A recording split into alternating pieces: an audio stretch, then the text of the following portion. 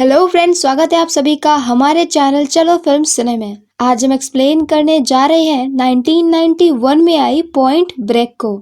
ये मूवी हमें हमारे ही एक व्यूअर्स अंकुश सिंपले ने सजेस्ट की थी, तो उनका इस मूवी को सजेस्ट करने के लिए बहुत बहुत शुक्रिया। और अगर आपको एनिमेटेड मूवीज का एक्सप्लेन सुनना पसंद है तो मेरा एक दूसरा चैनल है चलो film cine animated explain. Please मेरे चैनल को एक बार विजिट कीजिए और अगर आपको पसंद आता है तो फिर सब्सक्राइब कीजिए। तो let's roll up the intro और चलो फिल्म सुने। तो कहानी शुरू होती है एक सर्फिंग से, जहाँ से हम किसी मास्टर सर्फर को सर्फिंग करते हुए देखते हैं।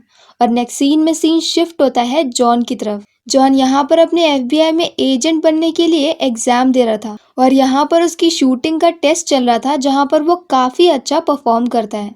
और अब नेक्स्ट सीन में वो एफबीआई में आ जाता है। यहाँ पर वो काफी यंग होता है और उसके पार्टनर का नाम होता है एंजेलो। एंजेलो 20 साल से यहाँ पर काम कर रहा है और काफी ज्यादा एक्सपीरियंस्ड है। पर एंजेलो और उसकी कुछ खास नहीं जमती है। और अब नेक्स्ट सीन में हम एक रॉबरी का सीन देखते हैं, जहाँ पर बहुत सारे रॉबर उसी जगह के पुराने प्रेसिडेंट के मास्क पहन करके बैंक के अंदर आ जाते हैं और सिर्फ 60 सेकेंड में रॉबरी कर लेते हैं। इस रॉबरी में वो लोग वॉल्ट तक नहीं जाते हैं और सामने काउंटर पर ही जितने पैसे रखे होते हैं सिर्फ उन्हें ही चुराते हैं। अब तक ये ग्रुप 28 रॉबरीज कर चुका था और एंजेलो इस केस को सॉल्व कर रहा था, पर अभी तक उसे कुछ भी अच्छा नहीं मिला होता है। और अब तक इस डिपार्टमेंट में एंजेलो की काफी ज्यादा खिल्ली भी उड़ चुकी थी, क्योंकि इतने लंबे वक्त से केस को सॉल्व करने के बाद भी वो उसे क्लियर नहीं कर पाया था। पर अब यहाँ पर उन्हें पता चलता है कि उन्हें एक कार मिली है, तो वो लोग इसी कार को देखने के लिए चले जाते हैं, क्योंकि रॉबर एक रॉबरी करने के बाद अपनी कार को हमेशा किसी न किसी तरीके से हटा देते हैं और वो कार भी हमेशा चोरी की ही होती है। पर अब यहाँ पर एंजेलो और जॉन का झगड़ा हो जाता है, क्योंकि एंजेलो इस केस में बिल्कुल भी इंटरेस्टेड नहीं होता है, क्योंकि पिछले काफी वक्त से उसके हाथ में कुछ भी नहीं लगा था। लेकिन जॉन इस केस में अभी अभी आया होता है और ये उसका फर्स्ट केस होता है, इसीलिए वो सीरियस होता है। लेकिन एंजेलो उसे सब कुछ साफ साफ नहीं बताता है। पर अब यहाँ पर झगड़ा होने के बाद एंजेलो फाइनली उसे बताता है कि उसने वीडियोस के थ्रू ऐसा पता किया है कि वो सारे रॉबर्स बहुत ही अच्छे सर्फर्स हैं और वो जून से लेकर अक्टूबर के बीच में ही चोरियां करते हैं। तो मतलब कि वो समर्स में आते हैं और उस जगह पे चोरी करते हैं जिस शहर के समुद्र में सबसे अच्छी वेव्स आ रही होती हैं। वो वेव्स के साथ ही बहते हैं और उसी उसी शहर में जाते रहते हैं जहाँ पर वेव्स अच्छी होती हैं। वो चोरियां करते हैं, सर्फिंग करते हैं और समर्स होने के बाद वहां से निकल जाते हैं। साथ ही में उन्हें चोरी वाले स्पॉट पे कुछ सैंपल मिला होता है, जिस सैंपल में कुछ सैंड और वैक्स मिला होता है। ये वैक्स वो वैक्स होता है जो कि सर्फिंग बोर्ड के ऊपर लगाया जाता है। तो अब ये लोग प्लान करते हैं कि ये लोग भी सर्फिंग करने जाएंगे और उसी ग्रुप को ढूंढेंगे जो कि सर्फिंग करता हो और चोरियां भी करता हो। तो ऐसे ही यहाँ पर एंजेलो और जॉन ये दोनों साथ में सर्फिंग के लिए जाते हैं, जहाँ पर जॉन सर्फिंग करने जाता है क्योंकि वो यंग होता है। पर यहाँ पर लहरें इतनी तेज होती हैं कि वो एक सेकंड के लिए भी खड़ा नहीं हो पाता और पानी में ही डूब जाता है। अब उसे बचाने के लिए वहां पर मूवी की हीरोइन आती है, जिसका नाम होता है टाइलर। टाइलर एक बहुत ही अच्छी सर्फर होती है और वो उसे निकाल करके बाहर लेकर आती है। इसके बाद से जॉन टाइलर के ऊपर नजर रखता है और उसकी कार का नंबर नोट कर लेता है। फिर वो कार के नंबर के थ्रू उसके बारे में पता करवाता है, तो उसे पता चलता है कि टाइलर के माता पिता की डेथ काफी पहले एक एयरक्राफ्ट एक्सीडेंट में हो गई थी। और साथ में वो ये भी पता करता है कि वो इस वक्त कहाँ पर जॉब करती है। फिर वो उसके जॉब के स्पॉट पर पहुंच जाता है और उससे कहता है कि वो उसे सर्फिंग सिखाए। पहले तो टाइलर साफ साफ मना कर देती है, पर इसके बाद यहाँ पर जॉन झूठ बोलता है कि उसके माता पिता की भी डेथ हो गई थी एक कार एक्सीडेंट में, और अब वो करना चाहता है जो वो चाहता है, क्योंकि इससे पहले अभी तक वो वही सारे काम कर रहा था जो कि उसके पेरेंट्स उसे बोलते थे। ये सुनने के बाद टाइलर मान जाती है और अब यहाँ से वो उसे सर्फिंग सिखाना शुरू कर देती है। जॉन भी यहाँ पर अच्छा परफॉर्म कर रहा होता है कि तभी हम बोधी को देखते हैं। बोधी एज अ सर्फर काफी अच्छा होता है और एक वक्त में वो टाइलर का बीएफ होता है। पर अब यहाँ पर टाइलर ने उससे ब्रेक लिया होता है और बोधी यहाँ पर आकर के जॉन से मिलता है। और इसके बाद यहाँ पर बोधी का एक बहुत बड़ा ग्रुप होता है और ये सभी लोग साथ में ही गेम्स खेलने लगते हैं। ऐसे गेम्स खेलने की वजह से जॉन की बहुत ही जल्दी फ्रेंडशिप हो जाती है बोधी से और उसके ग्रुप से, और वो ग्रुप काफी अच्छा होता है, इसीलिए उसका शक उनके ऊपर नहीं जाता है। पर दूसरी तरफ यहाँ पर जॉन का सीनियर उसे और एंजेलो को बहुत डांटता है, क्योंकि वो लोग यहाँ पर सर्फिंग में अपना टाइम वेस्ट कर रहे होते हैं और एक और चोरी हो गई होती है। अब यहाँ पर डांट खाने के बाद एंजेलो जॉन से बताता है कि उन्हें एक हेयर का सैंपल मिला था और उसमें अलग अलग टाइप के एलिमेंट पाए गए थे। तो अगर वो लोग वहीं के लोगों का हेयर का सैंपल ले आए तो ये बात कंफर्म हो जाएगी कि चोर उन्हीं सर्फर्स में से ही कोई है। और इसके बाद वो लोग जा करके अलग अलग लोगों के हेयर सैंपल ले आते हैं, जिसे मैच करने के बाद उन्हें समझ में आता है कि वो सही थे। और उन्हीं सभी सर्फर्स में से जो भी वहां पर समुद्र पर आते हैं, उन्हीं में से कोई ग्रुप चोर है। अब यार नेक्स्ट डे जब जॉन सर्फिंग के लिए जाता है, तभी वहां पर उसे एक ग्रुप आकर के पकड़ लेता है और उसके साथ बदतमीजी करने लगता है। पर तभी वहां पर उसे बचाने के लिए बोधी आ जाता है और उन सभी के बीच में फाइट होती है, जिसमें बोधी और जॉन काफी अच्छी फाइट करते हैं। इसके बाद यहाँ पर बोधी जॉन को अपने घर पे इनवाइट करता है, जहाँ पर रात में एक पार्टी होती है। और ये इनविटेशन एक्सेप्ट करने के बाद जॉन यहाँ पर जाता है एंजेलो के पास, और अब एंजेलो उन लोगों का पीछा करने लगता है जिनकी जॉन से फाइट हुई थी, क्योंकि वो लोग का बिहेवियर क्रिमिनल जैसा ही होता है। इन लोगों के बारे में इंफॉर्मेशन निकालने के बाद उन्हें पता चलता है कि ये लोग स्मगलिंग करते हैं और ये लोग उनकी प्रोफाइल में बिल्कुल फिट बैठते हैं। अब यहाँ पर जॉन का पूरा पूरा शक होता है कि इन्हीं लोगों का ग्रुप चोरी करता होगा। अब इसके बाद वो शाम को बोधी की पार्टी में जाता है, जहाँ पर कुछ वक्त स्पेंड करने के बाद वो सभी लोग आधी रात में सर्फिंग के लिए चले जाते हैं। ये बहुत ही ज़्यादा अच्छा एक्सपीरियंस होता है और बोधी की हेल्प से जॉन पहली बार बहुत अच्छे से सर्फिंग करता है। इसके बाद जॉन और टायलर यहाँ पे सबके जाने के बाद भी रुक जाते हैं और कुछ वक्त साथ में स्पेंड करते हैं, और इसी तरह से वो दोनों रिलेशनशिप में आ जाते हैं। सुबह यहाँ पर जॉन को याद आता है कि आज तो उसे उन्हीं चोरों के घर पे अटैक करने के लिए जाना है। तो वो जल्दी से उन्हीं कपड़ों में भाग के जाता है उनके घर के पास में, जहाँ पर उस वक्त भी सारे एफबीआई के ऑफिसर्स मौजूद होते हैं और वो लोग अटैक के पोजीशन में होते हैं। यहाँ पर जॉन जाकर के पीछे से देखता है कि अंदर जितने भी लड़के होते हैं उनके पास गन्स होती हैं। पर अब तक यहाँ पर एंजेलो आगे से अंदर आ चुका होता है, तो उन सभी के बीच में फायरिंग शुरू हो जाती है। इस फायरिंग में कई लोग मारे जाते हैं और एक ऑफिसर भी घायल हो जाता है। इसके बाद वो लोग सभी को पकड़ लेते हैं कि तभी वहां पर एक अंडरकवर एजेंट आता है। वो भी उन्हीं के साथ में होता है, पर असल में वो एक अंडरकवर एजेंट था जो कि उनके साथ पिछले 3 मंथ से रह रहा था। वो उन्हें बताता है कि जब बैंक में चोरी हुई थी उस वक्त वो उसके साथ किसी दूसरे शहर में थे, तो मतलब कि ऐसा नहीं हो सकता कि वो लोग बैंक रॉबर हो। और जॉन के एक इमेच्योर मूव ने उसकी सारी मेहनत पर पानी फेर दिया। वो 3 मंथ से इस गैंग में था ताकि वो उनके लीडर तक पहुंच सके, और अभी उसने सबको पकड़ लिया या फिर सभी अब जेल जाएंगे। उनके सीनियर को भी इस बात के ऊपर गुस्सा आता है और अब यहाँ पर जॉन को अपनी गलती रियलाइज होती है।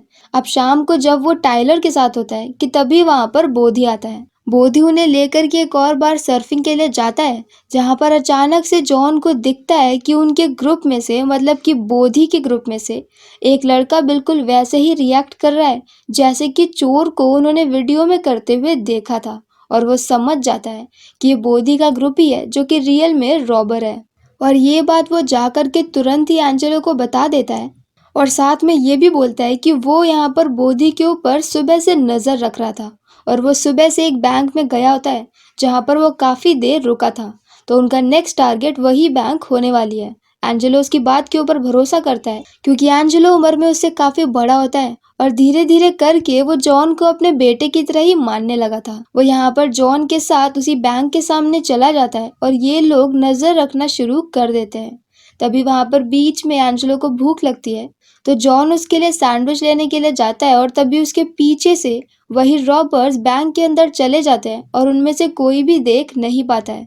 पर जब वो लोग बाहर निकलते हैं तो उन्हें दिख जाता है और यहाँ से वो उनका पीछा करना शुरू कर देते हैं। यहाँ पर उन्होंने रॉबर्स की कार के ऊपर बुलेट भी चला दी थी, तो वो लोग जल्दी जल्दी भाग करके एक पेट्रोल पंप के सामने जाते हैं और वहां से एक दूसरी कार लेने लगते हैं क्योंकि उनकी कार पंचर हो गई थी। कार लेते वक्त यहाँ पर वो लोग दूसरी कार को जलाने भी लगते हैं क्योंकि वो नहीं चाहते कि उनके पीछे कोई भी सबूत छूट जाए। अब यहाँ पर जलाने में काफी वक्त लग रहा था और तब तक यहाँ पर जॉन पहुंच जाता है। कार को जलाने वाला होता है बोधी, जो कि भागने लगता है। उसने अभी भी अपने ऊपर मास्क पहना होता है, पर फिर भी हमें पता होता है कि ये लीडर ही है। बाकी सभी लोग जो कार में बैठ गए थे वो लोग निकल जाते हैं और यहाँ पर जॉन बोधी के पीछे भागने लगता है। उनके बीच में एक बहुत लंबा चेस होता है जिसमें एंड में जॉन गिर जाता है और उसके पैर में चोट लग जाती है। यहाँ पर बोधी भाग रहा था, जॉन के पास मौका था, उसके पास गन थी और वो एक बहुत ही अच्छा शार्प शूटर होता है। वो चाहता तो बोधी को मार करके वहीं पर रोक सकता था, लेकिन क्योंकि बोधी के साथ उसकी बॉन्डिंग अच्छी होती है, इसीलिए वो चाहकर भी गन फायर नहीं कर पाता है और बोधी वहां से निकल जाता है। इसके बाद वो अपने ऑफिस में जाता है, जहां पर एंजेलो को पता चल गया था कि उसने जानबूझ करके शूट नहीं किया था, पर वो उसे कुछ भी नहीं कहता है और जॉन यहाँ पर अपने घर पे वापस जाता है। यहाँ पर दूसरी तरफ सारे रॉबर परेशान होते हैं और नाराज होते हैं। यहाँ पर रोजी नाम का एक रॉबर होता है जो कि इतना ज्यादा गुस्सा होता है कि वो जॉन को मारना चाहता है, पर बोधी उसे ये बोल करके रोक लेता है कि वो ये चीजें हैंडल कर लेगा। अब नेक्स्ट सीन में हम लोग जॉन को देखते हैं, जहाँ पर उसके साथ में टाइलर होती है। टाइलर को उसकी आईडी कार्ड मिल गई थी और वो जान गई थी कि जॉन एक एफबीआई का एजेंट है। वो उसे पूछती है कि क्या जॉन ने झूठ बोला था कि उसके पेरेंट्स की डेथ हो गई है। जॉन बता देता है कि उसके पेरेंट्स जिंदा है और इसके बाद वो गुस्से में आकर के वहां से निकल जाती है। अब थोड़ी देर बाद यहाँ पर बोधी आता है और जॉन को लेकर के कहीं पर जाता है। जॉन यहाँ पर जाना नहीं चाहता है और जल्दीबाजी में वो अपनी गन भी नहीं उठा पाता है, पर उसके पास चारा नहीं होता है तो वो उसके पीछे पीछे चला जाता है।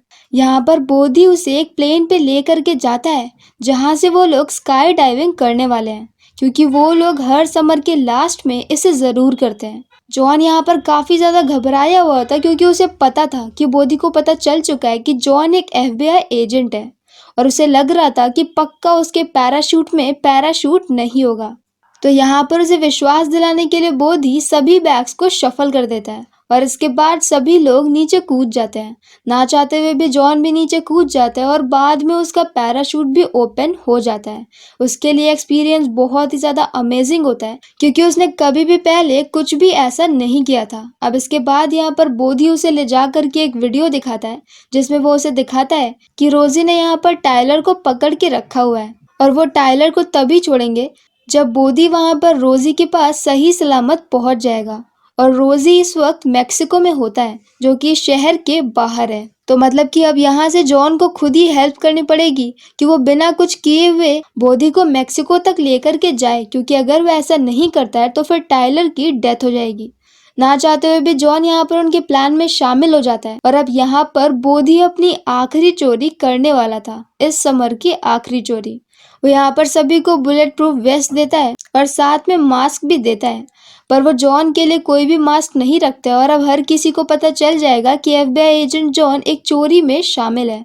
इसके बाद वो सभी लोग गन्स लेकर के एक बैंक के अंदर जाते हैं, जहाँ पर अब पहली बार बोधी बोलता है कि वॉल्ट के अंदर जाओ और सारे पैसे वहां से भी निकाल लो। ऐसा पहली बार हो रहा था और सबको ये आइडिया बेकार लगता है, क्योंकि ऐसा करने में बहुत ज्यादा टाइम वेस्ट होता। लेकिन अब क्योंकि बोधी लीडर होता है तो सभी लोग उसकी बात मान लेते हैं और वॉल्ट की तरफ चले जाते हैं। यहाँ पर जो लोग जमीन पर पड़े होते हैं उनमें से एक एक कॉप होता है जो कि लीव पर था, पर उसके पास गन होती है। यहाँ पर वो सबको शूट करने की कोशिश करता है, लेकिन इस चक्कर में उसी की डेथ हो जाती है। इस सब में बोधी के एक मेंबर की भी डेथ हो जाती है और अब बोधी वहां पर अपने साथी के साथ निकल जाता है। थोड़ी देर में यहाँ पर पुलिस आ जाती है और फिर एफबीआई भी आती है, जो कि जॉन को ही पकड़ लेती है। अब यहाँ पर एंजेलो आता है और जॉन को लेकर के अलग जाता है। वो उसे अपनी कार में बिठा देता है और उसे पूछता है कि कहाँ जाना है। मतलब कि इतना सब कुछ होने के बाद भी एंजेलो को अभी भी जॉन के ऊपर भरोसा होता है। जॉन उसे बोलता है कि उसे एयरपोर्ट जाना है और अब नेक्स्ट सीन में दोनों एयरपोर्ट पे पहुंचे होते हैं, जहां पर बोधी यहाँ पर अपने दोस्तों के साथ भाग रहा होता है। यहाँ पर एंजेलो सामने नहीं आता और पीछे से छिप करके वो बोधी के ऊपर निशाना बना करके रखता है कि तभी वहां पर पीछे से बोधी का एक साथी आता है, जो कि एंजेलो के ऊपर फायरिंग कर देता है। इस फायरिंग में एंजेलो की डेथ हो जाती है, पर एंजेलो ने भी फायरिंग शुरू कर दी थी तो उनका भी एक आदमी घायल हो जाता है।